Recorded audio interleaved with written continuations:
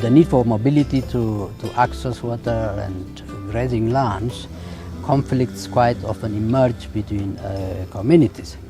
In general, these are some of the known climate-related hazards. When we see the lowland areas, it's more for the purpose of controlling the underground water, especially in the marshy areas.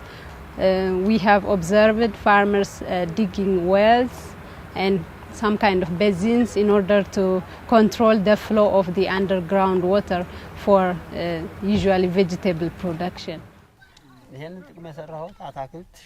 The purpose of constructing this irrigation structure is to produce vegetable crops like onion, tomatoes. We are imposing farmers or supporting farmers to plant high-yielding varieties or high-yielding crops within a short, within a very limited land.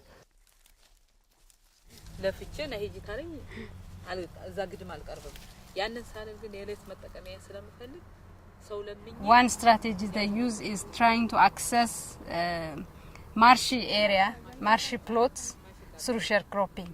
There are other farmers who have limited labor or less labor, but who have plots on the marshy areas. People themselves, like early planting, changing the cropping system according to the rainfall, using improved varieties. During the long cycle rainfall, people using long growing sorghum, starting from April up to December. The soil and moisture conservation structures like the terracing activities, both individual and communal level, they are all labor demanding activities. And this means that women-headed households or single women and those with labor shortage are more vulnerable because they cannot practice adequate amount of adaptation strategies which are normally labor demanding. The extension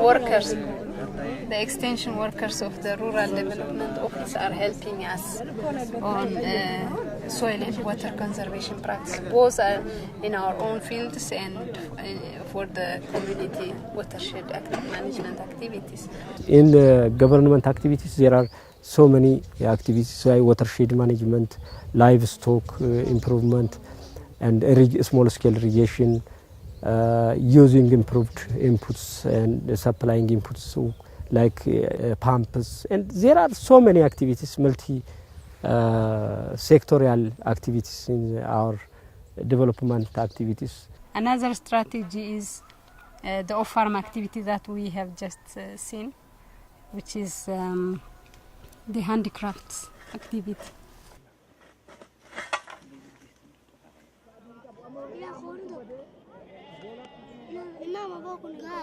This family has got off-farm activity.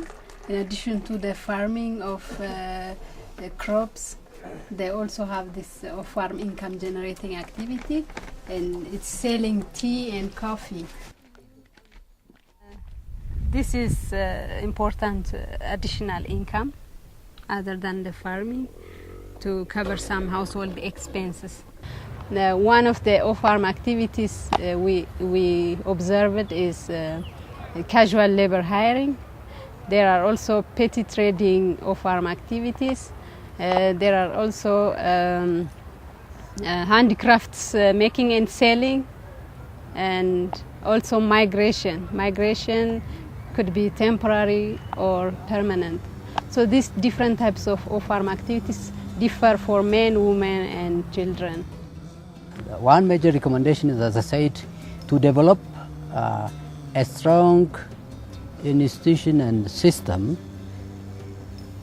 that widens knowledge on climate-related hazards, knowledge on adaptations, and which work toward this integrating adaptations in the economic planning and long-term and medium-term development strategies.